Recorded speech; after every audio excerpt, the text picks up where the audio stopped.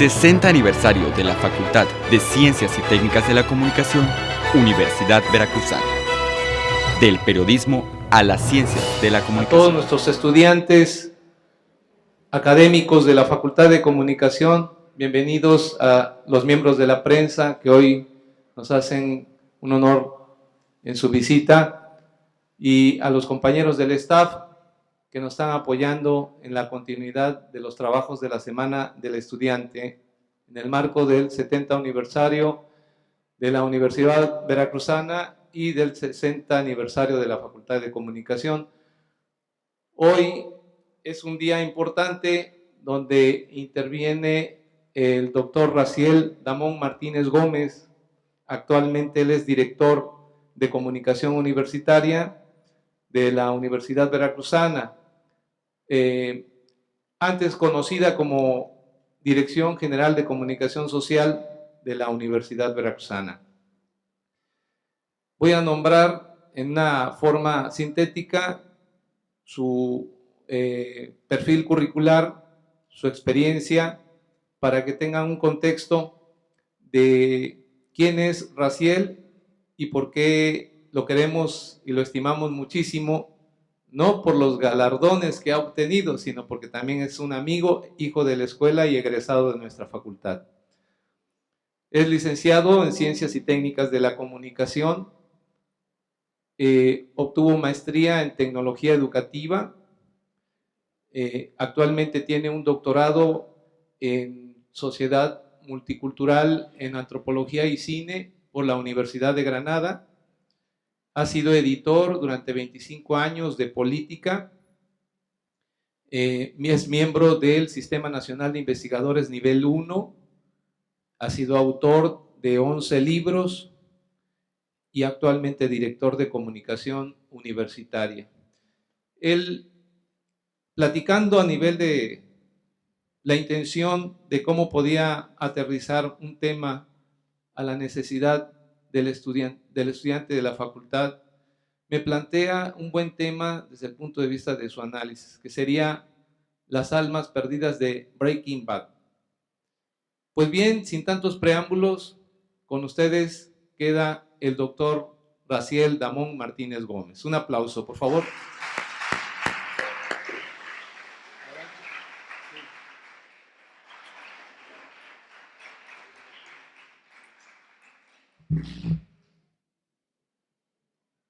Parece que voy a cantar, ¿verdad? Buenos días.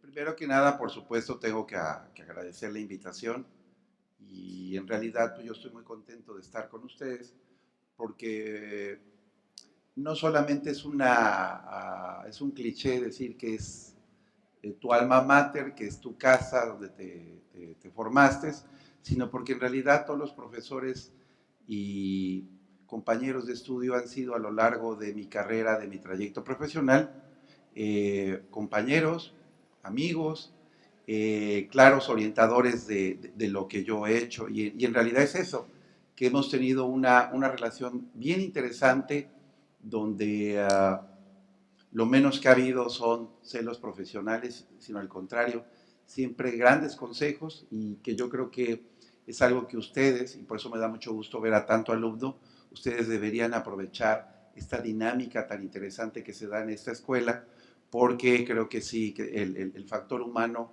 creo que es siempre de las cosas más importantes que hay que rescatar en nuestra formación, no solamente al nivel de conocimiento, sino el ejemplo que te pueden dar todos tus profesores.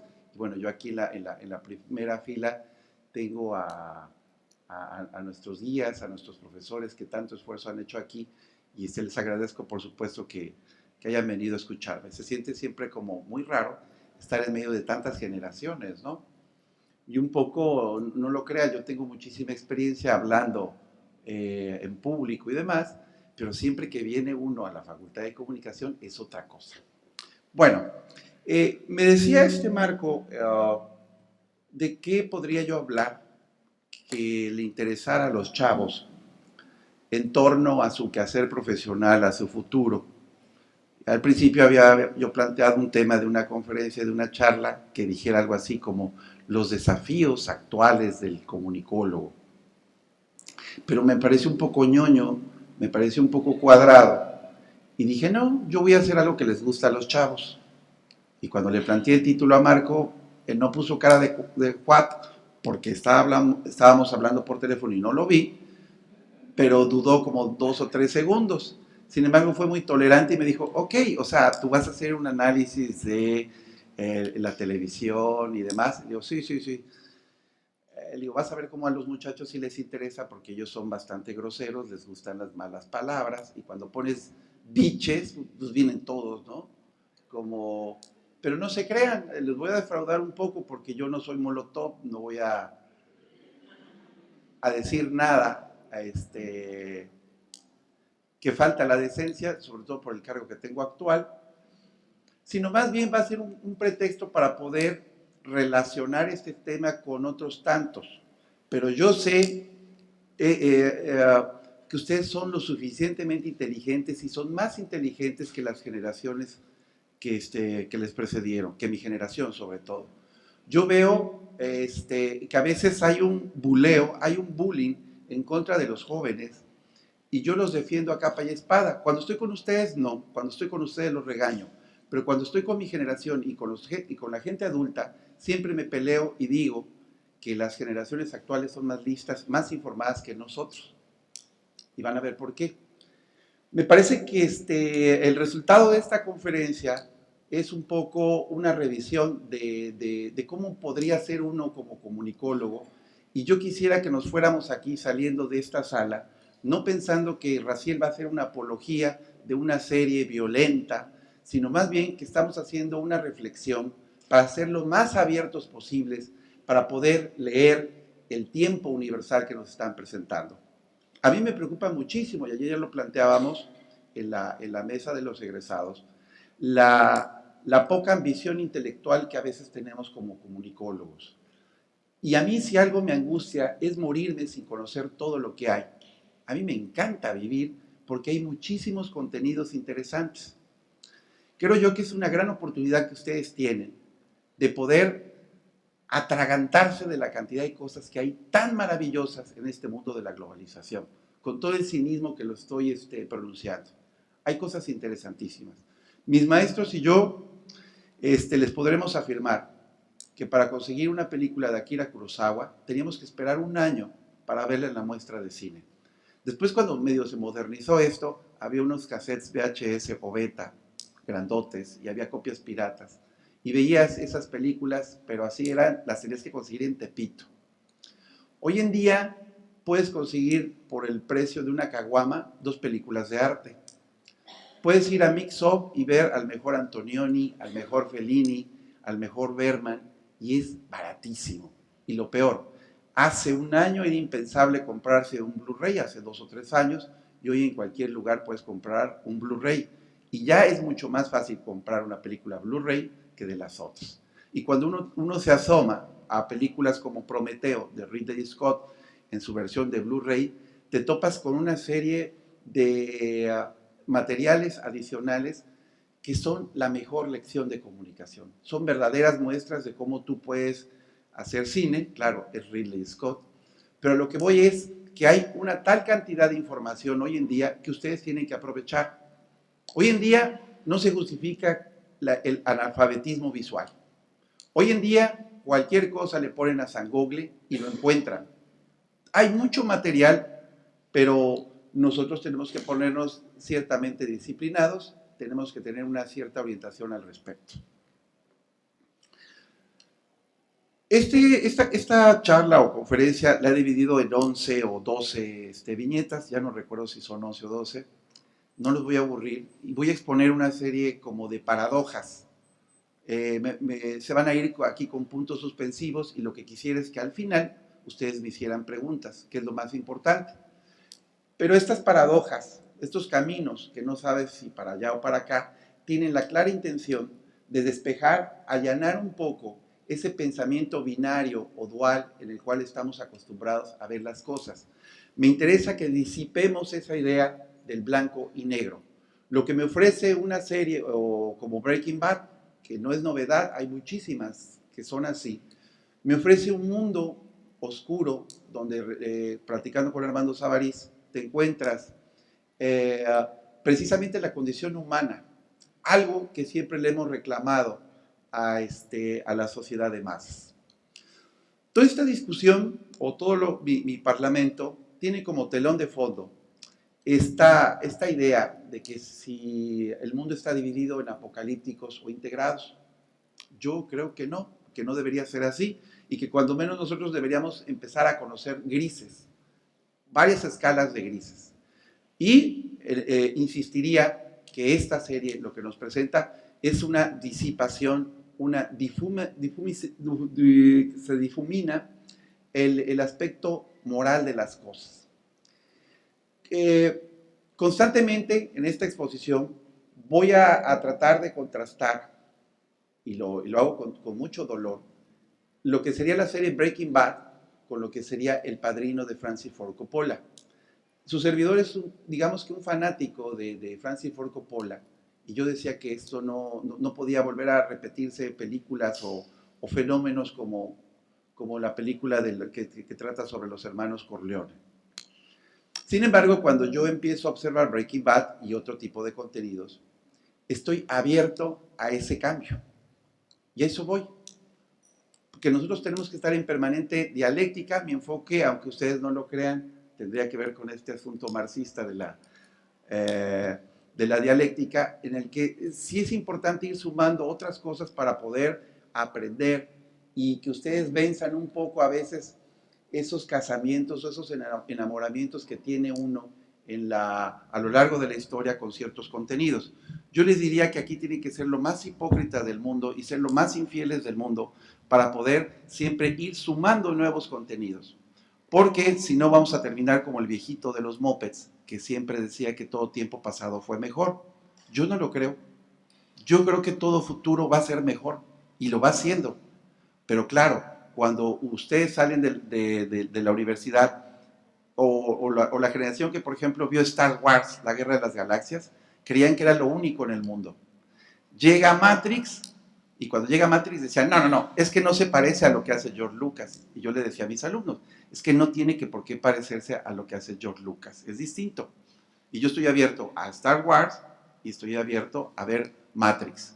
Y claro, mi generación estaba casadísima con el asunto de Blade Runner. No, es que Blade Runner es un canto poético y no sé qué. Pero se van presentando nuevos contenidos, y lo más importante del comunicólogo o del comunicador es estar precisamente atento a esos contenidos, a esa flexibilidad, a esa variedad de cosas que hay y que ustedes deben estar atentos. El problema que tiene hoy el comunicólogo es la falta de contemporaneidad. Es decir, no son contemporáneos los comunicólogos. Los comunicólogos a veces son lentos y alguien les tiene que avisar que hay estas cosas, ¿no?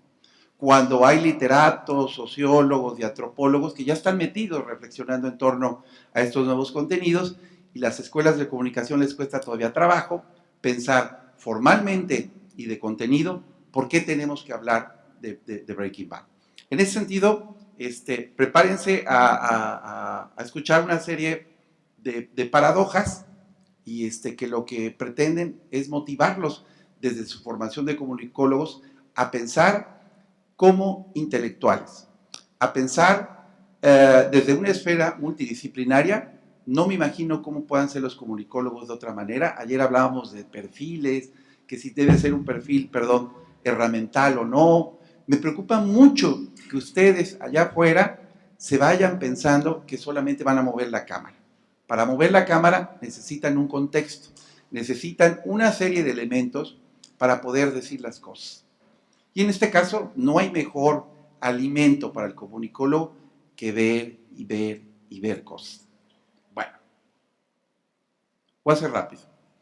Me interesa muchísimo que reflexionemos en torno a esta especie, perdón que sea yo malo para mis presentaciones, tendría que utilizar otras plataformas y otros paquetes, pero simple y sencillamente lo que yo quiero aquí dar a entender que hay una especie como de eclipse, donde se está ocultando un poco el sistema de producción, o mucho el sistema de producción del cine. La televisión contemporánea está haciendo contenidos, está realizando cosas de tal manera que está absorbiendo la estética del cine. Nosotros pensábamos que la televisión era muy mala porque sus contenidos eran formalmente chatos. Claro, yo cada vez que observo las telenovelas de Televisa, siempre me encuentro los mismos tiros de las 3 cámaras y no se mueve. Claro, cuando de repente en TV Azteca apareció nada personal y veíamos un traveling o un dolly de 70 centímetros, decíamos, ¡wow! Está cambiando la televisión en México. Cuando era una tontería mover la cámara de esa manera, eso no quería decir que se estaba cambiando la televisión en México. Sin embargo, la cambió, curiosamente.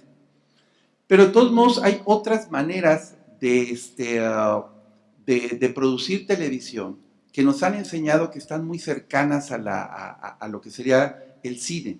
Nos hemos dado cuenta cómo pueden desarrollarse diversos estilos fotográficos que no se veían exactamente en la televisión para desarrollar atmósferas. Estoy hablando de Walking Dead, estoy pensando en todas las series de vampiros.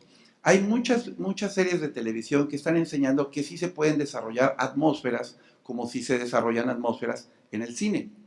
Por lo regular, las atmósferas en la televisión y en la televisión mexicana, pues te dejan mucho que desear. Son bastante de cachirulo, ¿no? Pero, bueno, es que no conocen a cachirulo las nuevas generaciones. Es que ellos, era como un teleteatro donde las piedras pues eran como de cartón. Y sí, eran bastante tiernas, pero tenían la intención deliberada de manejar el discurso oral, y lo demás pues era como un poco decorativo, pero eso sí, bastante chafa, un poco como las películas de ciencia ficción del Santo. Esta fusión de sistemas de producción también ha permitido que se modifique sustancialmente incluso los modos de actuación. Los actores o personajes son distintos. Yo inclusive el otro día escuché una tremenda plática o conferencia que dio Robert Rodríguez, el autor del mariachi, que a mí me parece extraordinario, hace cada cosa, el Planeta Terror, que todos seguramente ya la han visto, que son unas locuras, donde sale una chava que le vuelan una pierna y se pone una metralleta para disparar, ¿no? Eso les gusta, a mí también. El Robert Rodríguez decía inclusive cómo las nuevas tecnologías han cambiado sustancialmente a las cámaras gigantes y por cámaras de alta definición que tienen una ganancia de luz increíble. Ahora los actores ya no tienen que tener encima todo un kit de luz, sino que las cámaras pueden tener tiros de 50, de 60 metros y ver caminando a Johnny Depp y agarrar a los actores como de manera más natural. Se dice mucho que la buena televisión lo que está haciendo en esta ganancia de contenidos, en este desarrollo de nuevos contenidos, precisamente es ganar naturalidad en el trabajo actoral. Pero no solamente lo gana por esta nueva tecnología, por estas cámaras que son menos hostiles al trabajo actoral, sino que también lo están ganando, ahorita vamos a lo más complicado, que es al volumen y al tiempo más bien que tienen para poder desarrollar personajes. Es increíble la cantidad de minutos que podemos tener en un personaje de serie de televisión frente a lo que puede tener un personaje de cine. Y con esto, por eso les voy en las viñetas que vienen, les voy a hacer el comparativo de lo que puedas desarrollar un personaje como Vito Corleone con Marlon Brando en el Padrino, y pues lo que hace Walter White en la serie de Breaking Bad. Me interesa que en esta discusión que vamos a tener nosotros, que pensemos si realmente es idiota la caja. Mucha gente, cuando yo estudié, no solamente de aquí, sino en todas las universidades, yo que estudié mi doctorado, sigue permeando un pensamiento como, no sé si elitista, un poco soberbio en torno a lo que sería la televisión. ¿La televisión sería por sí sola tarada? Yo creo que no. Lo que hay tarado es contenidos y inclusive yo les podría decir, en defensa de Satanás, que si nos podemos hablar de Televisa o de TV Azteca o de cualquier cadena comercial, nos encontramos ahí mismo contenidos muy inteligentes que han ido cambiando y que no necesariamente tienen que ver a veces con estos estereotipos que tenemos nosotros de la televisión. Creo que esa sería como una principal tesis a desarrollar. Para mí, la televisión no es una caja idiota.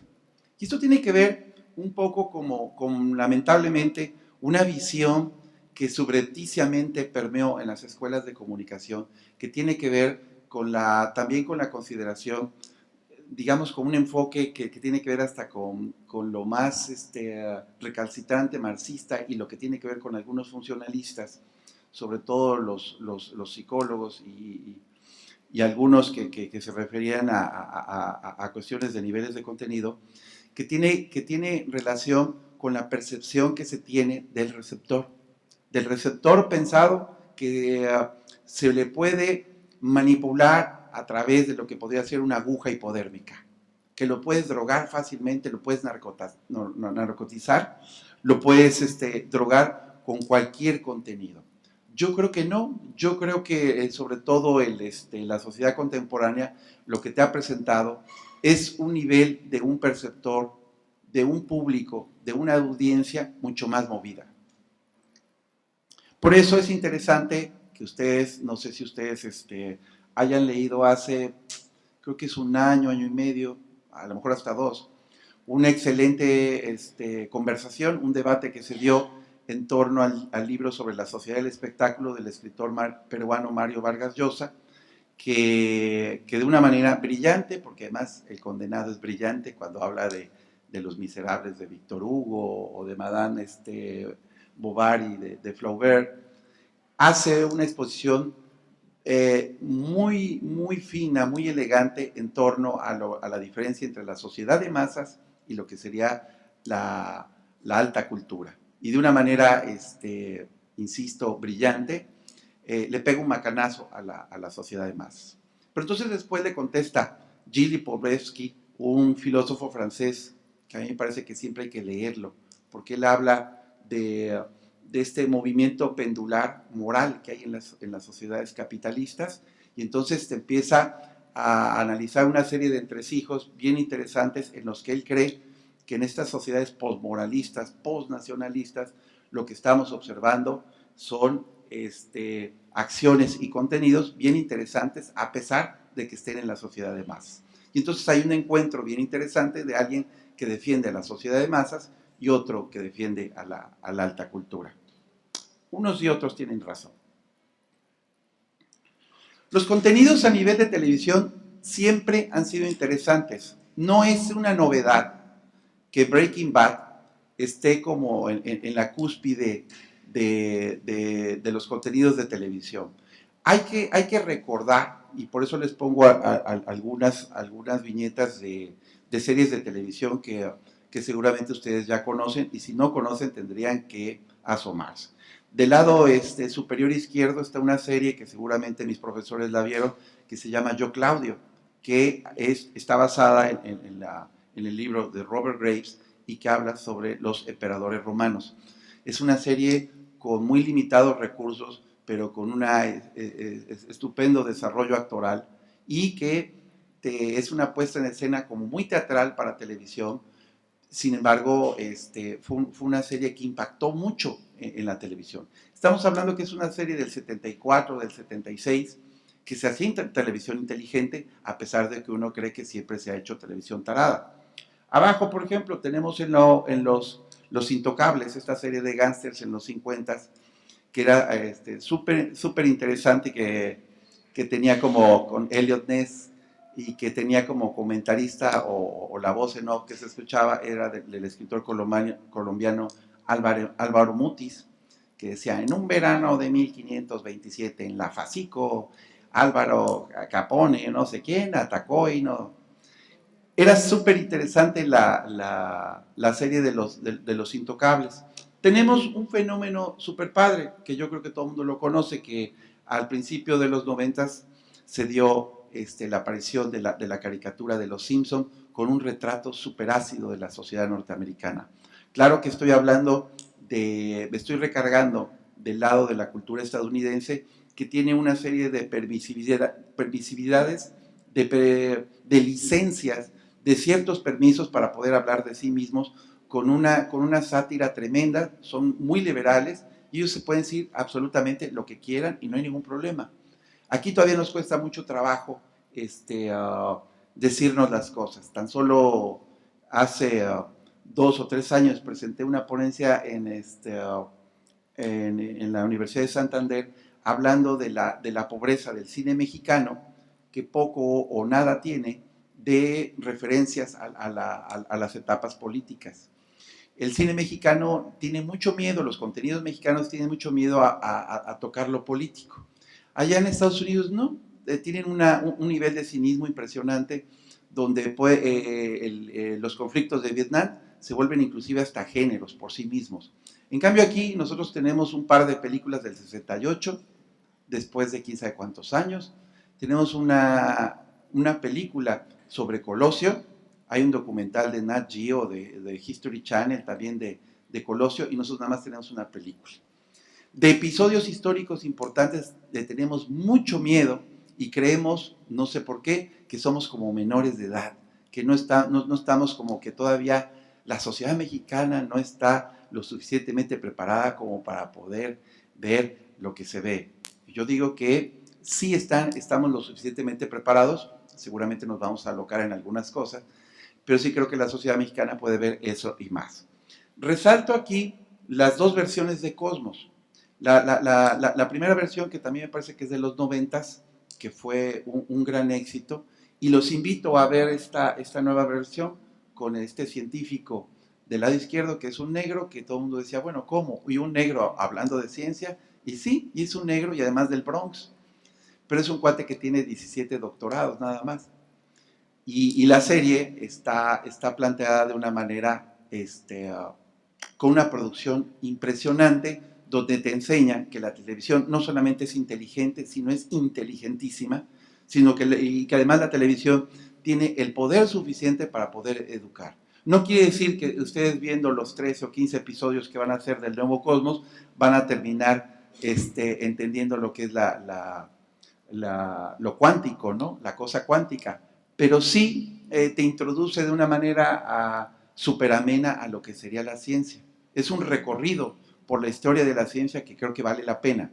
Y entonces volvemos a lo mismo, estamos hablando de una televisión inteligente.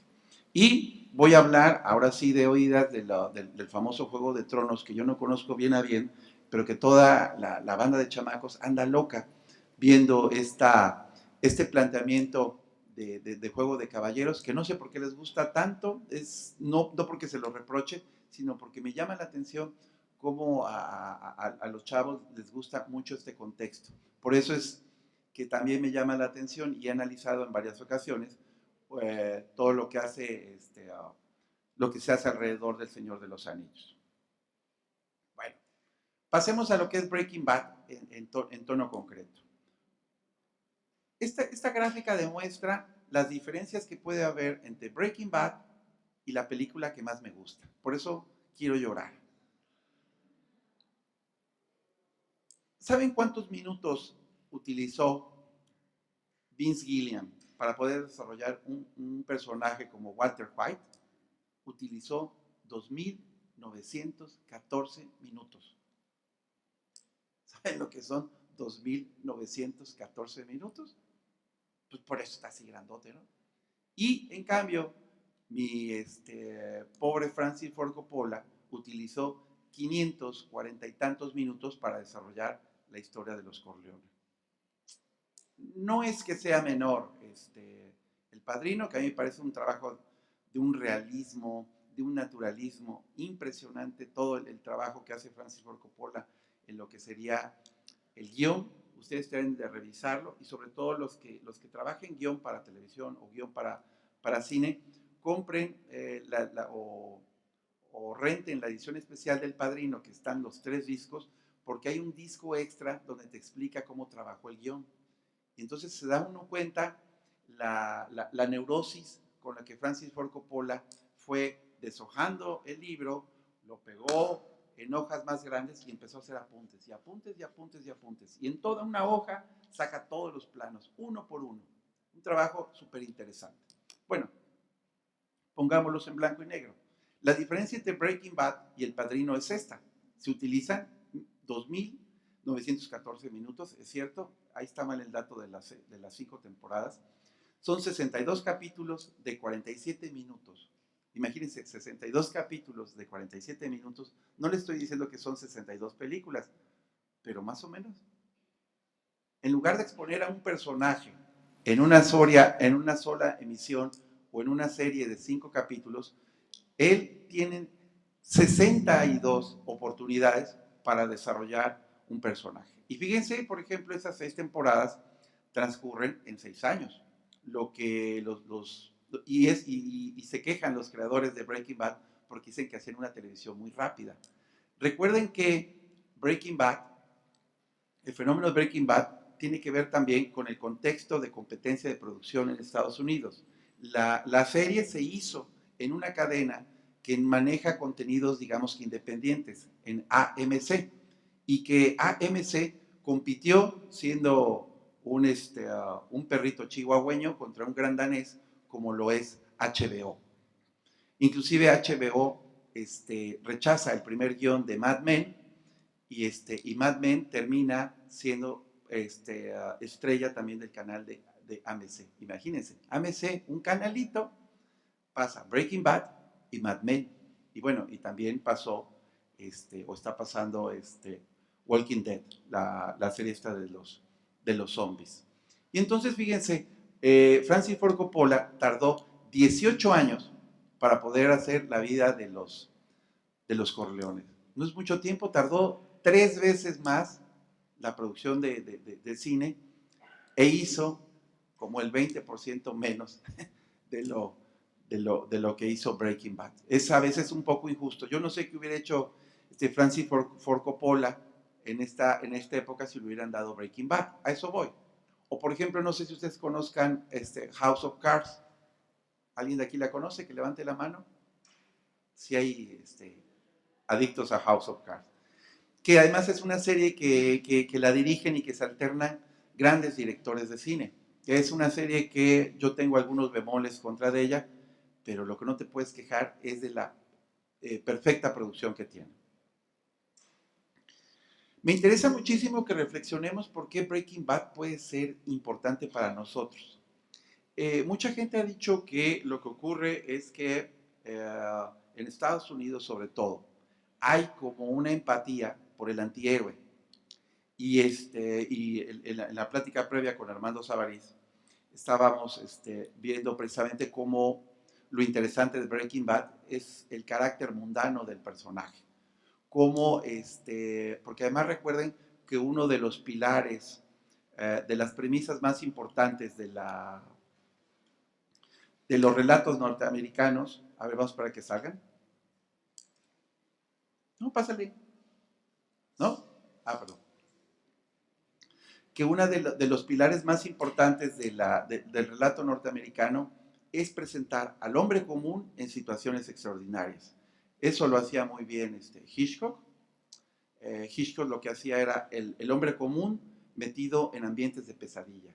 Lo hacía perfecto. Es el hombre equivocado y son lo que serían los pájaros, por citar algunos. Y quien maneja después al hombre común metido en situaciones extraordinarias es Steven Spielberg, que es el campeón de esto. Alguien que de repente va corriendo por un parque y se encuentra con un extraterrestre.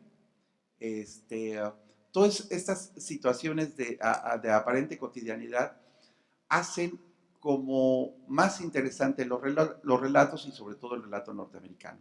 Pero algo ocurre en la sociedad norteamericana, en la sociedad anglosajona, que los antihéroes se han convertido en los héroes. Es una especie como, no sé si de péndulo moral o de péndulo ético, donde los públicos empiezan a observar a estos antihéroes como precisamente, no sé si ejemplos a seguir o no, pero son cautivadores, no sé si porque nos recuerden la condición humana, no sé si porque nos recuerden la complejidad de lo que estamos viviendo, o no sé si porque realmente estemos viviendo una etapa plena de reconocimiento del cinismo que pudiera ser. ahí es donde tenemos que reflexionar en torno. Por eso manejo estas series y películas que me parecen importantes. Hace poco vino Kevin Spacey, el que interpreta a Frank Underwood, que está allá arriba, como legislador en la House of Cards, o más bien como coordinador de los legisladores, como miembro de la Casa Blanca, una especie como de Córdoba Montoya, aunque decía Obama que le gustaría que todos sus funcionarios fueran igualmente de eficaces que los que salen en House of Cards. Y entonces decía Kevin Spacey de una manera muy clara. A mí me ahorró clases de comunicación. Lo entrevistó Adela Micha, una entrevista bastante mala, a mi gusto, pero el otro hablaba y hablaba y hablaba muy bien, y es muy mediático, y con 2 o 3 frases sintetizaba toda una evolución de la narrativa norteamericana. Él, lo que decía Kevin Spacey, fácil, es que el éxito de House of Cards no está dado por sí solo, sino que hay 15 años de una narrativa norteamericana donde se ha resaltado el antihéroe. Y entonces él decía, Kevin Spacey, Cohen, que es una película que,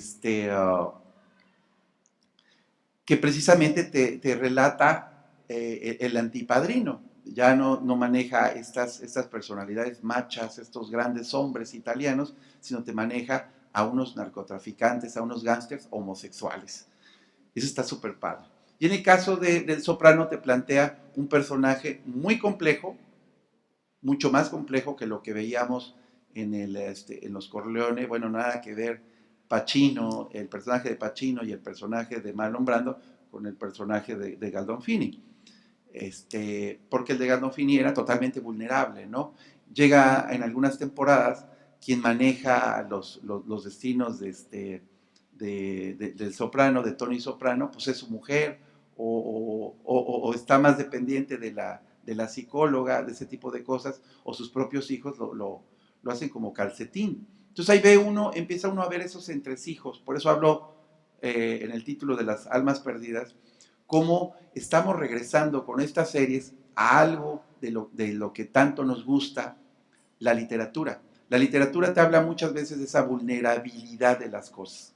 Y en el caso de la sociedad de masas, de los contenidos de la sociedad de masas, de los contenidos de la televisión, siempre nos generan personajes como de una sola pieza, y no llegamos a encontrar entre el bueno y el malo esas posibilidades, esas aristas. Y en cambio, en la televisión de serie, hoy en día sí estamos viendo ese recorrido, y por esa disolución de lo que podría ser lo bueno y lo malo, que me recuerda mucho, y surge otra vez la tesis de Hannah Arendt de la banalidad del mal, de lo torpe, de lo tonto, del insulso que puede ser el mal. En este caso, yo les recomendaría que revisáramos de nueva cuenta lo que hizo Martin Scorsese con El Lobo de Wall Street. Si alguien no la vio, tiene que ir corriendo a Mix Up y comprársela. Es una de las películas más interesantes del poder absoluto y de cómo American Way of Life se ha transformado. Está basada en una novela que está junto a la película. Es un caso real de un estafador en la bolsa de valores que con los famosos bonos basuras se vuelve rico. Y menciona aparte, pongo al maestro de maestros, a que está celebrando con un cono y una botella empinada, que es Charlie Sheen, que es lo máximo. Me parece como el último de los mohicanos. Y el otro día leí algo bien interesante de Bret Easton Ellis, escritor que escribió Psicosis Americana, y escribía que este es el último de los mohicanos, porque además como que el camino de los azotados es estar incomprendido y morirse. Léase Jim Morrison, Janis Joplin, Kurt Cobain, ¿quién más me quieren mencionar? Me faltó Jimi Hendrix, y empezamos así con una serie de ejemplos que también se transforman en iconos. Pero cuate ha sobrevivido a todos los pasones que quieran, y más allá de estos iconos como James Dean, él ya les ganó como por 15 años. o más, y siempre ha estado en rehabilitación. Y se ha convertido en una especie como también de símbolo en los Estados Unidos, donde todo el mundo se quiere sacar una foto con él, porque es un auténtico cínico que contrata a dos prostitutas para que sean las nanas de sus hijos, ¿no? Charlie Sheen en su serie de televisión Two and a Half Men, no sé si ustedes la conozcan, que siempre anda dando de vueltas por Warner, es una serie que también hay que ver, que tiene mucho que ver con este ensanchamiento de la diversidad que hay en la televisión norteamericana y en los contenidos de la televisión, del cine norteamericano. Los gringos para eso son como muy astutos. A ellos lo que les interesa son públicos que consuman sus cosas. Y ellos ya no dividen entre adultos y jóvenes, sino empiezan a descubrir capas intermedias. Y entonces, por ejemplo, ellos se han dado cuenta de que hay un público que puede consumir cuarentón o pasado los 30, que puede consumir películas como ¿Qué pasó ayer? ¿Alguien la conoce? ¿Qué pasó ayer? 1, 2, me pongo de pie porque la 2 es maravillosa. ¿Y qué pasó ayer? 3, que no me gusta tanto. Pero lo que voy es cómo el espectro de contenidos empieza a fijar y a encontrar nichos de mercados, a perfilar de manera muy concreta qué es lo que, lo que le puede gustar a esos nuevos públicos. Entonces, ¿quiere decir que los públicos no son tan torpes ni tan estúpidos? Claro que no. Y en el caso de Breaking Bad, me parece que es la apuesta por un público inteligente, que sabe de política, que está metido leyendo periódicos, porque a todo ese público inteligente lo absorbió. Y es adictiva, porque ves de todo. Ves a los Zetas, te emocionas. Ves al famoso Pigman con sus azotes hipoperos. En fin, que tiene como que unos elementos variados, muy ricos, que te permiten ver desde diferentes aristas un mismo problema. Que algo que a mí me parece como muy importante, muy claro en una serie como Breaking Bad, es la decisión de todos los personajes aparentemente secundarios.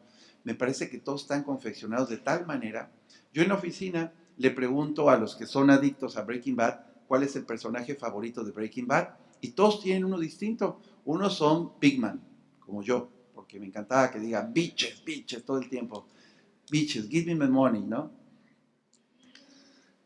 Pero hay otros que están encantados con el personaje, con el agente de la DEA. La transformación del agente de la DEA es como de Shakespeare, ¿no?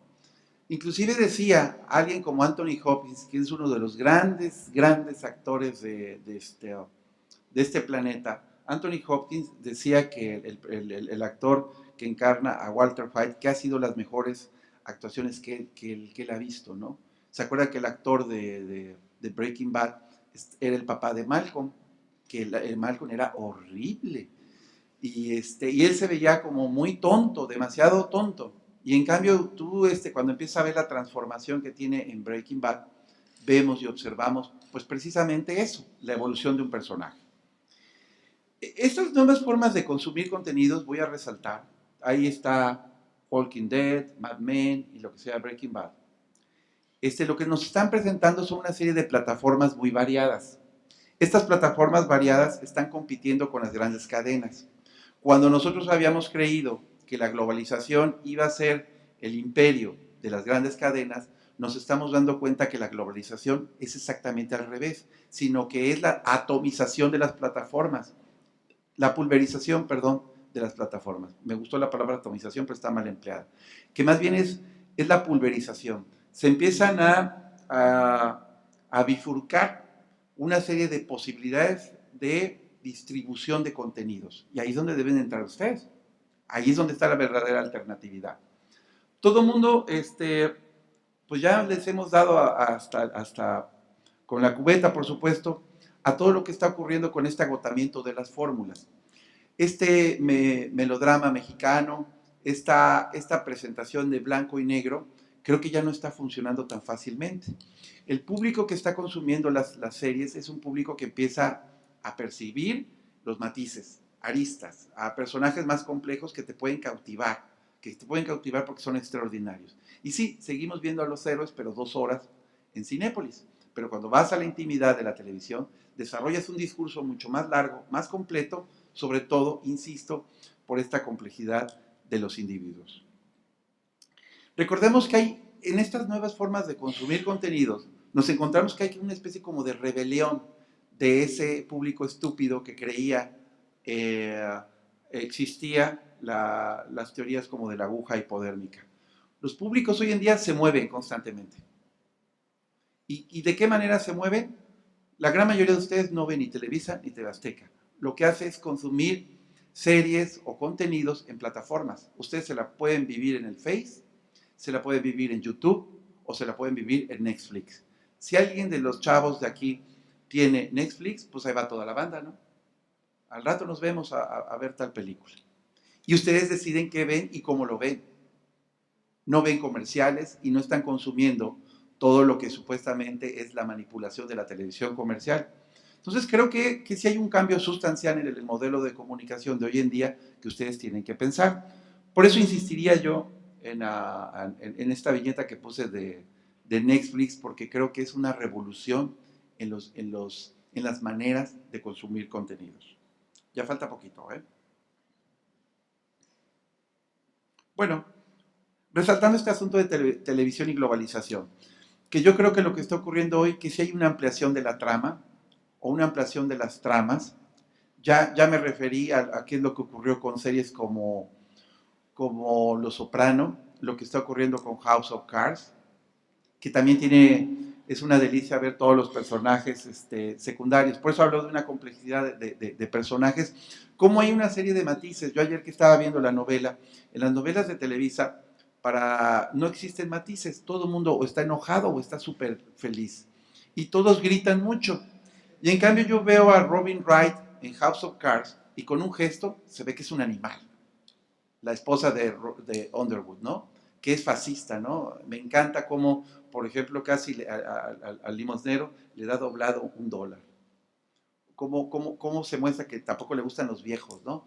Va haciendo jogging en el parque y de repente los ve y con un gesto que es una actuación, o cuando menos es una edición muy, muy importante, de 1 segundo, no necesita gritar, no necesita pasar y decir ¡ouch!, como hacen en las novelas, ¿no? Porque el problema luego que eso es algo bien importante, que lo que está ocurriendo hoy con esta complejización de los contenidos es que estamos abandonando el kitsch en muchas, del relato masivo. El kitsch en el relato masivo, si ustedes no lo saben, tienen que leerlo. Yo diría que tienen que leer, obviamente, a Hermann Brock, tienen que leer a Umberto Eco, y también tienen que leer, en especial, el capítulo 6 de la novela La insoportable levedad del ser, porque es donde habla del kitsch. Es muy padre, que es, a grandes rasgos, es un poco la negación de la mierda en la religión, ¿no? Y entonces lo que hace el kitsch es tratar de reiterar, es un sistema de comunicación que te reitera con diferentes artificios el mensaje. Si quieren dar un sentido de amor, nosotros necesitamos en el kitsch un público tonto que no sepa que es una escena de amor. Y entonces le tienes que decir, con un fondo rosado, los personajes simétricamente en medio se besan, entra Luis Miguel y aparte ponen unos pajaritos. Hay como 4 o 5 elementos para tratar de reforzar ese sentimiento de amor. Y entonces tú dices, ay, hasta te hostigan, ¿no? Ya mencioné 4 o 5, puedo mencionar más. Y entonces esos elementos kitsch no los vemos en la serie de Breaking Bad. En la serie de Breaking Bad me gusta muchísimo porque yo soy enemigo de la música, no tengo muchos problemas con la música, y sobre todo la música como apoyo relator no me gusta, porque me parece que a veces lo que hace la música es sustituir el carácter dramático de los actores. Cuando Francis Ford Coppola, que lo quiero mucho, no podía resolver el final de Cotton Club, le puso un baile de tap para hacer un contraste, ¿no? Eso es otra cosa, pero de todos modos a lo que voy es como la música, sobre todo vemos en alguien como Hitchcock, lo que hace es insistir de que, hey, está pasando algo malo, ¿no? Ahí viene el malo. En cambio, Breaking Bad utiliza muchos silencios, casi no hay música, es más bien la música que aparece en escena, no hay una música en off que esté digamos que dándole el sentimiento a la narrativa. Esos silencios, esa larga mudez que existe en series como Breaking Bad, lo que te obligan es a pensar en la dimensión humana del personaje. A mí me parece que es como súper interesante cómo estamos volviendo a un relato que es más literario, según yo. Te plantea también esta nueva televisión, esta banalidad del mal que ya les mencioné, de Hannah Arendt, de este famoso reporte que hizo del Holocausto, del informe de Eichmann. Tampoco se pierdan la película, ya está en pirata, me parece, sobre la vida de Hannah Arendt, y vale la pena porque es una de las filósofas más importantes. Y yo diría que estos nuevos sistemas de producción sí hay una mejora sustancial estética y sintáctica de las cosas. Faltan dos. Regresamos entonces que después de esta reflexión en torno a Breaking Bad y otros contenidos, lo que realmente que cambia es esto. Obsérvenlo, por favor, porque esa es la gran bronca en la que están las escuelas de comunicación y que tienen que reconocer. Ya pasó un poco la época de Metrópolis, ya pasó un poco la época de Pink Floyd, y lo que estamos ahora es en esta famosa V de Vendetta, para bien y para mal, porque luego me preguntaban, oigan, ¿y usted está a favor de los blogs donde se mienta la madre y no sé qué? Le digo, no sé si esté a favor o no, pero se está dando y creo que es necesario. Y yo no me atrevería ni por aquí censurar ni regular eso. A lo que voy es que si hay un cambio significativo, porque el preceptor ya no es un receptor, ya no es esa vacinica que recibe todos los contenidos, que recibe toda esa porquería y no lo recicla, sino es un agente, es un individuo que está más allá de los cognados colectivos. Esos cognados colectivos que hablaban de nación, de la comunidad, están totalmente en el olvido o en decadencia, y lo que hoy estamos hablando es de un profundo individualismo. No sé si para bien o para mal, según yo para bien. Pero lo que voy entonces es que las carreras de comunicación sí tienen que estar volteando permanentemente a este cambio de modelo de comunicación que te genera un perceptor, escúchenlo bien, que se ha vuelto un emisor. Ustedes mismos son emisores y perceptores, y además ustedes deciden los mensajes. Ya estos mensajes, estos modelos de comunicación están caducando rápidamente y están viviendo ustedes una transformación muy acelerada de los 90 hacia acá. Yo creo que esta sociedad red que plantea, se me acaba de olvidar, Castells, es como muy importante que ustedes lean en la era de la información para que observen cómo se han, con esta acelerada tecnología, con esta democratización de las redes sociales y demás, ha habido una visibilización extrema de toda la diversidad cultural que existe en este planeta. Insisto que para bien y para mal. Y termino con esto para que volvamos a pensar en esta diferencia que hay entre lo que posiblemente sean los contenidos que te plantean de manera como muy frívola en las películas. Se supone que ahí quise hacer como una especie como de metáfora del iceberg. Piensen que eso es un témpano de hielo y piensen que la línea de arriba es el mar. Esto me acuerdo que en las clases con José Luis Cerdán siempre lo pensábamos. Pensemos que en los últimos 2 capítulos de la película de Breaking Bad, vemos a un loco que huye, está escondido en Nebraska y está ya con el pelo crecido y está huyendo. Eso podría ser, esos 2 capítulos, los últimos 2, los últimos 3, podría ser perfectamente material para lo que podría ser una película. Lo que yo a veces veo en la película es precisamente como que la acción. Y lo que yo aquí les propongo que observemos en series como Breaking Bad es que estamos viendo lo que está abajo del iceberg. Todo lo que está en la profundidad, todas esas almas perdidas que según yo se recorren en esas series, pocas veces los vemos en los contenidos. Lo que está abajo lo ves en la literatura, pocas veces lo veías en la televisión. Y lo que estoy haciendo una alerta, un foco rojo, es que, oye, chavos, abusados, porque lo que estamos viendo ya la condición humana en la televisión. Algo que le decíamos que no se veía, porque el cine y la televisión solamente permanecían en la superficie, hablando de la acción. Y en cambio, cuando uno recorre la serie, empiezas a apiadarte de una persona que es un enfermo terminal de cáncer, y empiezas a entender, muchas veces a justificar, muchas veces hasta te metes obviamente en los personajes, muchas veces estás en contra de Walter, a veces estás a favor de la gente de la DEA, todo el tiempo estás a favor de Pigman, a veces comprendes a la esposa, en fin, ¿cómo es este mundo de mentiras y verdades con una serie de matices bien interesantes que a veces la televisión comercial no hace y que en el caso de Breaking Bad nada más lo hizo en, ¿cuántos son? 2.914 minutos. Bueno, creo que hasta aquí le dejo y me gustaría que me hicieran preguntas. Gracias.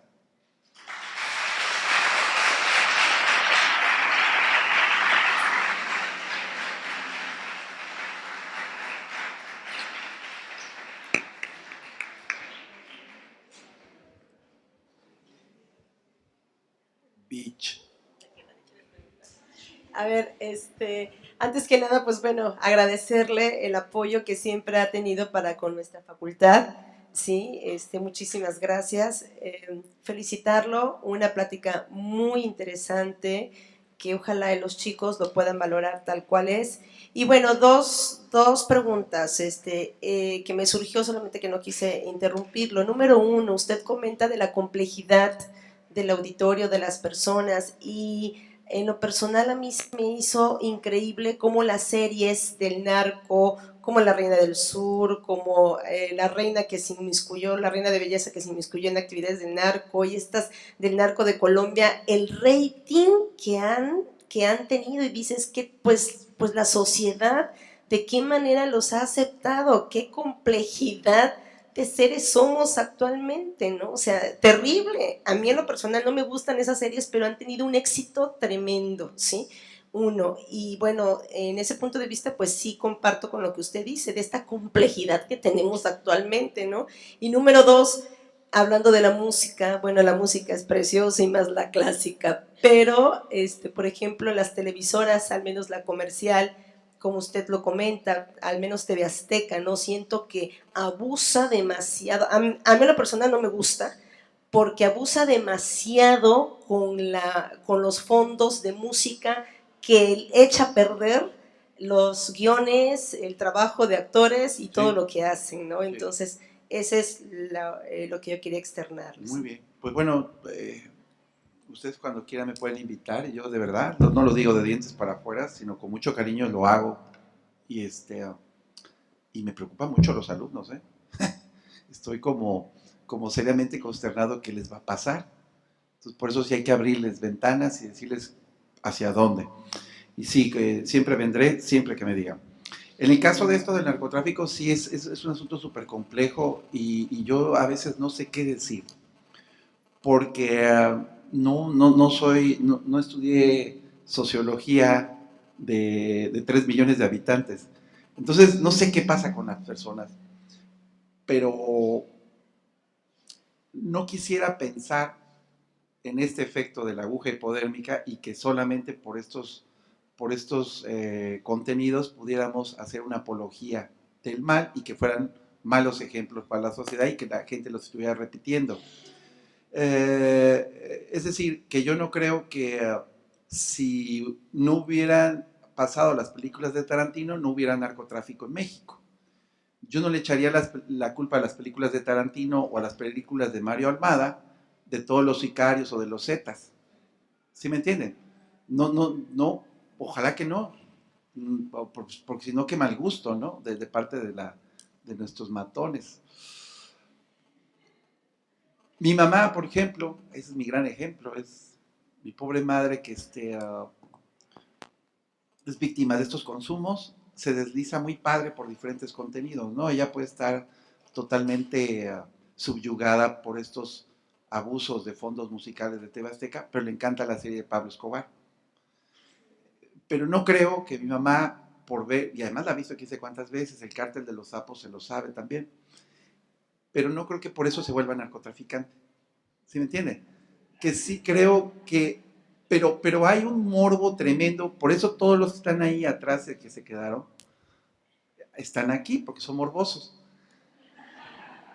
No sé, hay algo que nos llama, pero yo quisiera decirlo como más elegante y sí, o más positivo.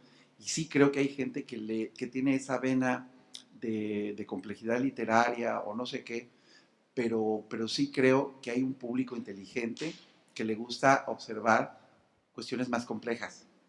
Y que sí, está padre. Es que yo no invito a que desechen la telenovela. Lo que invito es que veamos más cosas. Porque también es padre de repente ver un partido de Pachuca contra León, pero lo mejor es ver el Real Madrid contra el Atlético de Madrid, ¿no? Y es eso, que el comunicólogo debe ser alguien que coma tacos y también un pato a la naranja. Podemos consumir de todo, y se hace así. Pero sí es terriblemente complejo lo que está ocurriendo hoy en día y cómo sí gustan esos personajes del narcotráfico y llaman la atención por muchas razones, ¿no? Muchas veces porque sí te ha afectado, porque lo tienes encima, porque tenemos una cultura alrededor y porque a veces hemos tenido una falta de información. Yo creo que muchas veces el morbo es eso, que como no hemos tenido una exposición de contenidos que hablen del narcotráfico abiertamente como sí lo hay en Estados Unidos, pues entonces cuando nos ponen pues estamos así bien prendidos, ¿no? Ojalá sea eso, ¿eh? Y si no me equivoque y sea lo otro, que sea una apología del mal y que la gente diga, no, pues por ahí es el caminito, ¿no? Pero de verdad los agradezco mucho. ¿Ahí había algunas preguntas de los chavos? Maestro, Ya, ya. quisiera hacerle primero un comentario y luego una pregunta. El comentario es este. Actualmente el cine mexicano parece ser que se ha metido mucho en las temáticas estas intimistas, ¿verdad? Y ha hecho películas de gran calidad de contenido, pero de bajo presupuesto, ¿no? Y de una tecnología, pues obviamente pobre, entre comillas, ¿verdad? A diferencia de las grandes tecnologías del cine norteamericano, el uso de la Panavisión, por ejemplo, ¿no? De las grandes superproducciones, donde también puede haber estos personajes complicados. Y ojalá tuviéramos esa tecnología en nuestro país. Sí. Y que los jóvenes también aprendan a usarla y a exigirla, ¿verdad? Por un lado. Por otro lado, porque finalmente nosotros somos lo que queremos ser, ¿verdad? No lo que nos dicen que seamos. Hay esa posibilidad. Pero ahora volviendo, la pregunta es esta, maestro. Yo estoy ahorita viendo una serie en el canal 11 El Politécnico, no sé si usted también la esté viendo, y quisiera su opinión sobre ella. Se llama Crónica de Castas, dirigida por Jiménez Cacho. No la he visto.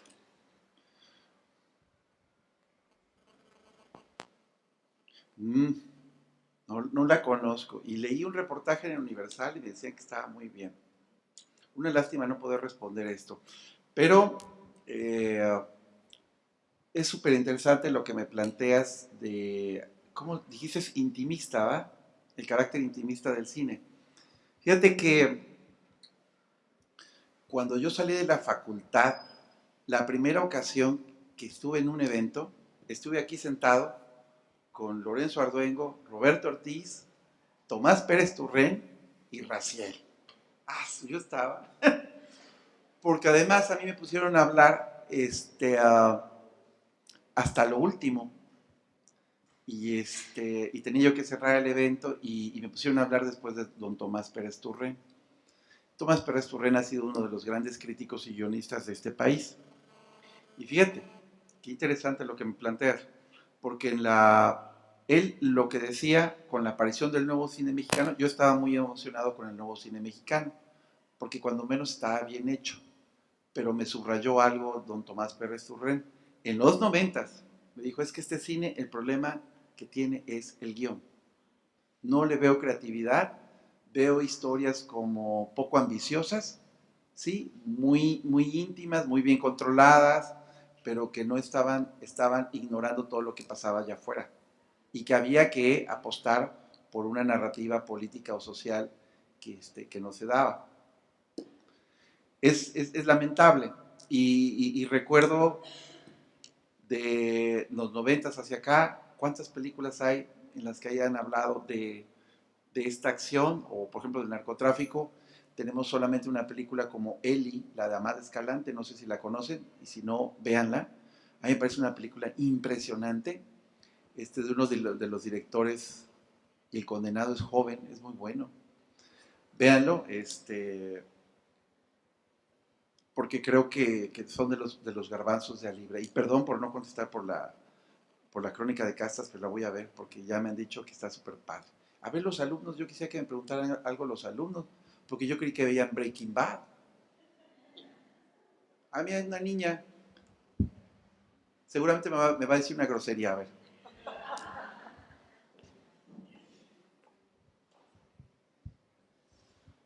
Bueno, yo no veo de Breaking Bad, pero mi pregunta es, usted menciona que el público estadounidense tiene como una empatía con estos personajes antihéroes. Uh-huh.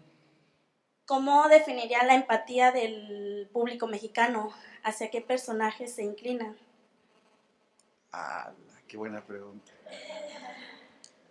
No, pues me van a palear. Bueno, yo diría que sí hay vamos, porque yo no sé quiénes son los mexicanos, ¿no?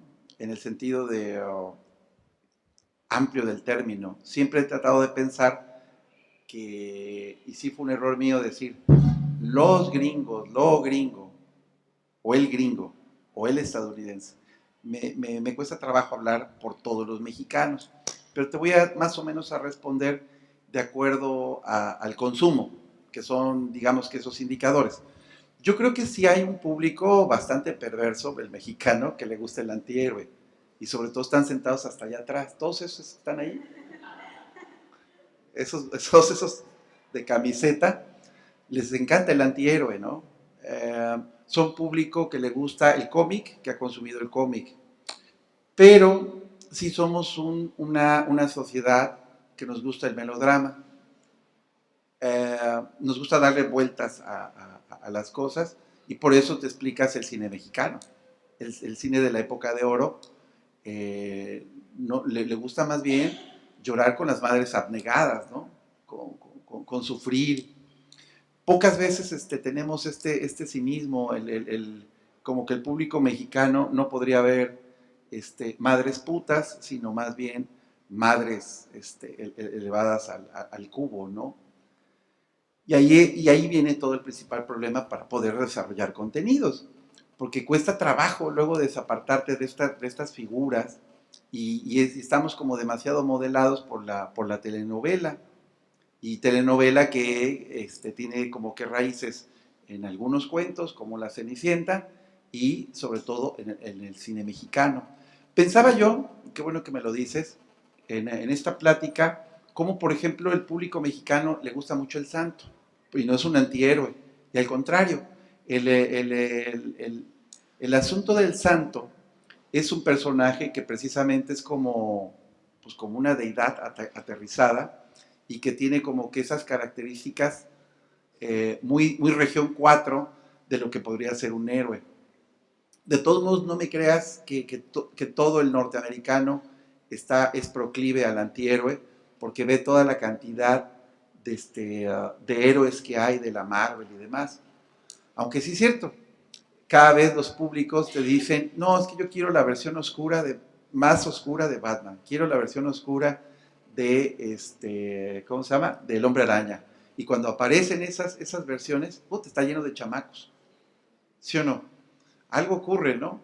Pero sí creo que nosotros todavía somos como muy pegados a ciertos modelos familiares, que me cuesta trabajo a veces entender como simples estereotipos. Por eso me gusta la explosión del nuevo cine, bueno, no es explosión del cine mexicano, sino el nuevo cine mexicano, que intentó modificar la imagen de la mujer con todo el relato de la época del cine de oro, pero que, por desgracia, en lo que sería la telenovela mexicana, sí te lo siguen manejando como blanco y negro, ¿no? La malísima Bam contra la buenísima Cenicienta. Y el cine te está tratando de manejar, pues, esos matices, ¿no? Que yo veo o que yo vi en Mariano Varo, o en una película que se llama Ay, se me acaba de olvidar, la de los gatos, ¿ya la vieron? Los insólitos peces gato. Nadie la ha visto. Ya lo sabía, porque yo el día que fui había 4 personas. Los insólitos peces gatos es una película padrísima, bien sencilla, que la directora es una mujer y la actriz principal es ¿cómo se llama, mamá? La chava esta gringa que estaba en Jalapa, se me acaba de olvidar. Lisa Owen. No sé si alguien conoce a Lisa Owen, que es una actriz que estuvo viviendo en Jalapa, y Lisa siempre ha estado trabajando en películas pues que a mí no me han gustado, pero es buena actriz, sobre todo es una actriz de teatro muy buena. Y entonces aquí salen Los insólitos peces gato, y es una enferma terminal de SIDA y que conoce a una niña en un hospital y trata de la vida de una mujer que no tiene pareja, pero es un punto de vista que no se azota en lo femenino, sino que te da una dimensión como mucho más humana. Yo a veces pienso que hay relatos del cine mexicano, algunos contenidos que sí se van salvando y que te dicen que hay un público que sí, como que advierte otro tipo de contenidos mucho más complejos. Pero lo que tú mencionas también es interesante porque si apelamos a la tesis de Monsiváis, que decía que ¿cómo decía? Algo así como que nuestros mexicanos de los 70s y de los 80s son los primeros gringos que tenemos, ¿no? O sea, todos ustedes son como consumidores de contenidos anglosajones. Yo soy de contenidos anglosajones. Entonces, también la pregunta de cómo es el público mexicano, pues somos muy semejantes a ellos, ¿eh? Aunque recuerdo y puedo presentar paradojas, que de eso se trata, que toda la gente que está en Miami, todos los latinos que están en el sur, ellos son consumidores de la película de Derbez. Y seguramente a ustedes no les gusta la película de Derbez. Y en cambio lo que decía, porque a mí la película de Derbez me parece infame, he visto creo que 15 minutos y no puedo verla. Se me hace muy, muy, muy lento, muy, muy, muy ingenuo. Pero lo que decía que a él le valió, lo que él quería era ofrecer una versión así a un público que es el consumidor de Univisión. Sí es Univisión, ¿verdad? Los que consumen en Miami. Ese público, ese sí me parece como de cuarta o de quinta categoría. Sí, a mí sí me lo parece. Y que no tiene estos niveles de HBO, por supuesto, ¿no? Y entonces a él le valió, y con ese olfato que tiene, pues mira, le pegó y es absoluto millonario. Y ahí se va a seguir en ese nicho de mercado. Él no se va a asomar a las películas de arte ni a producciones complejas. Entonces, fíjate, eso lo está haciendo en Estados Unidos. Entonces, ¿quién sabe quiénes son los gringos? Ya a estas alturas de la Tierra nos estamos como confundiendo, ¿no? Pero qué buena pregunta. Mi amigo. Acá estaba yo. Tú también.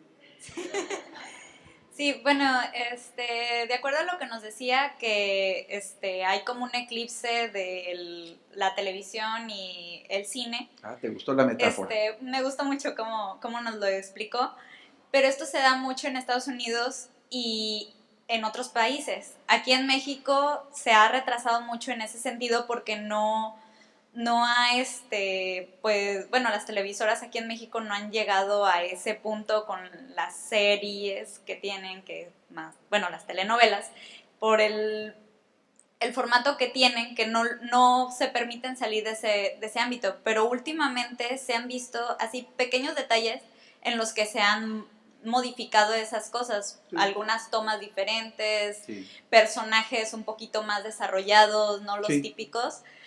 ¿Usted cree que pues en algún momento vayamos a tener algún tipo parecido a lo que hay en otros países? O sea, que sí. lleguemos a desarrollarnos más. Yo pienso que sí, y pienso que se están dando en el Canal 22, en el Politécnico, pero creo firmemente que lo va a hacer Televisa y TV Azteca por una razón, porque ellos están preocupados por el rating. Yo ahorita que estoy en este puesto de comunicación universitaria, me he dado claramente cuenta de de que sí tienen muy firme de que ustedes no los ven, de que se les escapó el público, de que se pulverizó, de que llegaron nuevas plataformas, nuevos contenidos y que la gente prefiere eso. Está grueso. Si hay una crisis muy fuerte, recuerda que ellos no reconocen ciertas estadísticas, pero lo que ha manejado la revista Proceso es que sí, no están manejando los 2 dígitos de rating, cuando ellos eran el supertazón. Y estamos pensando que si ellos están abajo de los 2 dígitos, si están en 9, 8, 7, están las alarmas. Y las alarmas van a ser manejemos otro tipo de contenidos. Y tienen que modificar sustancialmente las cosas. Claro que ellos tienen como que muy claro cuál es su nicho de mercado que va aparejado con vender las galletas o los productos Bimbo, las cremas y no sé qué, y ese es un público, esa es una generación como muy conservadora y no sé qué y no sé qué. Pero ellos ya tendrán que estar volteando a otro tipo de público, tendrán que abrir otras opciones, porque si les preocupa que no los estén viendo. Entonces, yo creo que es como una ley de la oferta y la demanda y se tiene que ir modificando. Lo que tú dices es cierto, yo estoy exagerando en torno a las telenovelas, pero claro que están mejor producidas que antes, mucho mejor. Lo que preocupa es la falta de complejidad de los guiones y la manipulación que te están dando con estirar las tramas y todo eso. Pero dijéramos que tú ten fe, que sí va a ocurrir un cambio sustancial, pero sobre todo piensen ustedes, por eso insisto, en que no solamente van a ver los canales tradicionales, ustedes preocúpense por hacer contenidos bien narrados y se pueden subir a diferentes plataformas y van a ver cómo empiezan a tener cierto eco no solamente aquí, sino a nivel internacional, ¿no? Ojalá que sí. Mi amigo. Bueno, referente a lo que se preguntaba sobre la audiencia, yo siento que hace tiempo este tema, por ejemplo, en América ya se había dado, como dice usted, como Buenos Muchachos, como Scarface, como El Padrino, y aquí en México no tenía tanta demanda o no tenía tanta audiencia porque no veían la situación en el contexto de allá. Pero en los últimos años, el contexto del narcotráfico ha hecho que en México, sobre todo, yo siento que compare la situación en el cine norteamericano al cine mexicano. Por ejemplo, el cine mexicano, yo siento que su incursión en el narcotráfico fue de Luis Estrada, con ya ver la trilogía que tiene de La Ley de Herodes, Un Mundo Maravilloso y por última la del Infierno. El Infierno. Y ahorita el público mexicano que está consumiendo este tipo de cosas de Colombia, del narcotráfico de México y igual americano, siento que es por el contexto que estamos viviendo hoy en día. No sé qué piensa usted de eso. No, en absoluto. De hecho, qué bueno que recuerdas a Luis Estrada con El Infierno. Y también yo les recomiendo, no sé si conozcan Misbala de Naranjo, que también es otra película, a mí me parece muy padre, muy interesante, que luego dicen, es que le faltó, que no sé qué, bueno, seguro. Pero Naranjo es uno de los mejores directores, ¿no? Sobre todo a mí la película que más me gusta de él es Dramamex, no sé si la conocen. Un gordito ahí que sale que le dicen el caguamo, que es sensacional.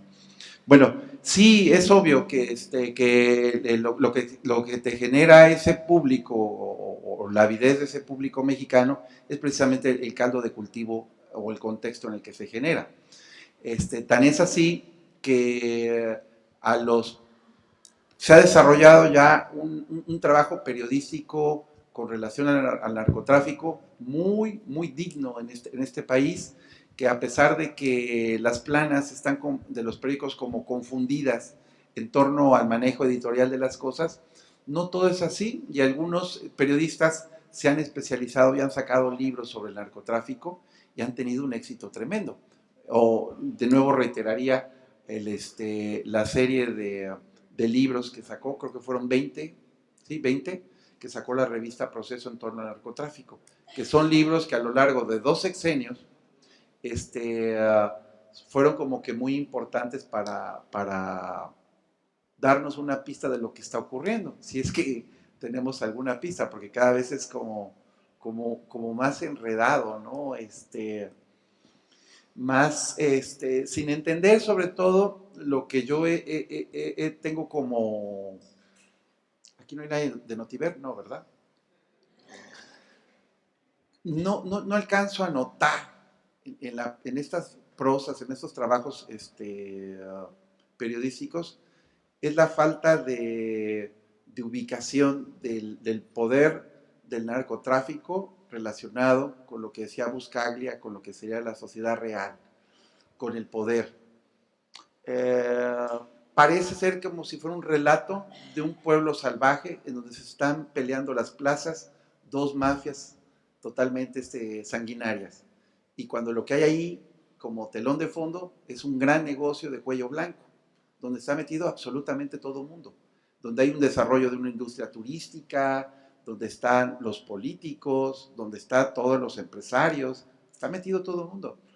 Y eso lo observo o lo leo en un relato que le gusta mucho a Edgar Onofre y a mí, en los trabajos que hace Saviano sobre en Gomorra, de la mafia italiana. Pero cuando leo cosas de México, parece ser que dos pandillas están disputando el país. Y no, a mi entender, es que más bien ahí sí sería una guerra de castas, ¿no? Cosa que yo les recomiendo un libro de Don Winslow, no sé si lo conocen, El Don del Perro, de Don Winslow. Es una novela que se escribió hace como 20 o 30 años y que comienza con algo que detonó muchísimo y que hizo visible la relación entre el poder y el narcotráfico, que fue el asesinato del Kiki Camarena. Ahí se las dejo de tarea, que es buenísima esa novela. Otra vez, a ver, más morbo. Buenas tardes ya. Un poco recordando, como que sí ha habido recuerdo más bien que ha habido intentos por parte de televisoras comerciales y sobre todo del Politécnico. Me recuerdo que en el 2007 Televisa sacó una barra de series por Canal 5. No eran, bueno, a mí me parecía interesante una por su nivel de producción, pero las demás eran como un muy buen intento que me parece que el público no aceptó por ese asunto de que está acostumbrado a un contenido. Pero como que también el freno viene de otras partes. Recuerdo, yo vi una serie en el Politécnico que se llama XY, se llama Ser hombre contemporáneo. Es la historia de cinco hombres que trabajan en una revista, y es como la vida de estos cinco hombres y pues los personajes que cruzan entre ellos. Y al siguiente año, y además el Politécnico ha sacado Bienes Raíces, que es como la vida sexual de dos mujeres, Soy tu fan, que pues también ahí tiene cosas interesantes, Niño Santo, que es como un asunto entre la disputa entre la ciencia y la religión. ¡Qué padre! Y pero recuerdo que en el Congreso de la Unión, obviamente como el IPN tiene financiamiento público, le pidieron a los productores de todas las series, al director del canal y a los productores de la barra de las series, que le bajaran 2 rayitas a su contenido porque atentaba contra las buenas costumbres y la moral del pueblo mexicano, cosa que yo de verdad me molesta mucho escuchar eso, ¿no? Porque pues, ¿cuáles son las buenas costumbres y este asunto? Y esto viene otra vez, a mi parecer viene otra vez como a tomar interés por el asunto de la ley de telecomunicaciones. Este rollo de que otra vez la Secretaría de Gobernación toma como que el control no el control, sino que tiene muchísimas, se da muchas licencias para de alguna manera, pues si no censurar, como cambiar contenidos o algo así, bajo esta misma estructura de que no afecte las buenas costumbres, la moral. Entonces como que también el freno de los contenidos nuevos en televisión a veces también viene pues yo creo que por esta gente, ¿no? que defiende lo mexicano y me da mucho terror que todavía en esta reforma se siga pensando en este nacionalismo que a veces es muy, muy, muy tarado, ¿no? Sí, entonces, no sé, como ¿cuál cree que es la visión bajo esta yo creo bajo esta ley que pues de alguna manera sí va a marcar un antes y un después, ¿no? Después de tanto tiempo que no hay alguna una reforma o actualización de estas leyes, ¿no? Sí.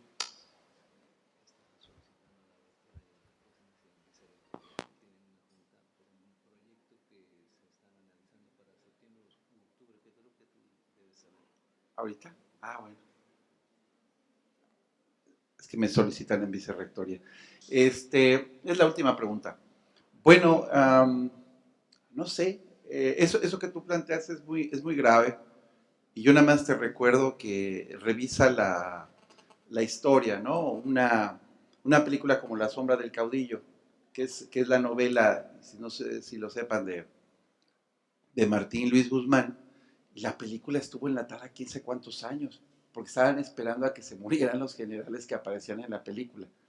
Entonces ahí ves esos criterios nacionalistas que tanto han afectado, y luego en aras de este asunto del moralismo en torno o del cuidar las famosas buenas costumbres, que yo no sé qué es eso, porque yo creo que esta sociedad ha cambiado muchísimo, y yo creo que todo el mundo está como muy abierto, muy ávido, y es lo suficientemente maduro como para poder decir, no quiero ver a Lance von Trier en Infomanía, o sí lo quiero ver, pero no pasa nada. Digo, es esta falta de pensamiento liberal en esta sociedad mexicana que bueno, siempre existe esta tentación.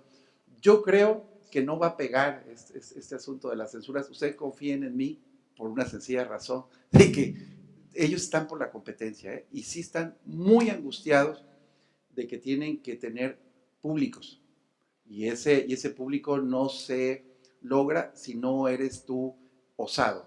Y, por ejemplo, pienso en todo lo que está haciendo el Canal 5, que ya un poco vieron o exploraron que Telehit estaba agarrando a un tipo de jóvenes que son, pues, como ustedes, desmadrosos, que les gusta no sé qué. Es otro tipo de público, ¿no? Perdón.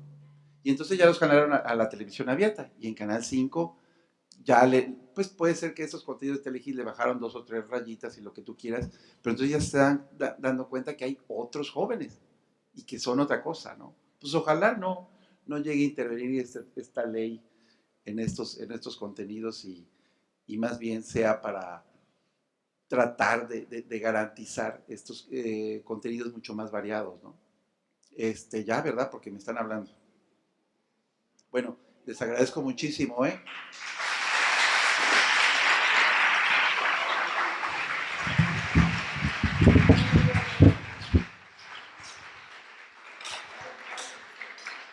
Es de esta manera que tuvo que cerrar el doctor Raziel, porque tiene que hacer acto de presencia a la vicerrectoría por una gestión que está haciendo nuestra rectora, le está solicitando ahora su presencia, y lamentablemente pues tiene que cortar ahora sí que el celuloide para no seguir en el tema muy interesante. Y pues, ¿qué continúa? Le vamos a entregar un estímulo importante al doctor, que es parte de la Facultad de Comunicación, ¿sí? Igualmente le entregamos un diploma por su participación, agradeciéndole infinitamente a un gran amigo, y le entregamos también una invitación exprofeso a la cena baile. Por eso vine. Oye, ahí van los boletos adicionales de los compañeros de las mesas de ayer, para que puedas hacérselos pasar, porque no se los entregamos el día de ayer. ¿Okay? Bueno, muchísimas gracias. Eso ha sido todo por hoy, y nos vemos a las 4:30, que va a estar muy interesante con 2 importantes participaciones. Gente que trae, por un lado, la comunicación organizacional en el nivel de la gerencia de automotriz, con Dora Esther Ponce Saleta, y viene un amigo que sabe muy bien de lo que es postproducción para campañas políticas. Entonces nos vemos en la tarde a las 4:30. Gracias. 60 aniversario de la Facultad de Ciencias y Técnicas de la Comunicación, Universidad Veracruzana. Del periodismo a las ciencias de la comunicación.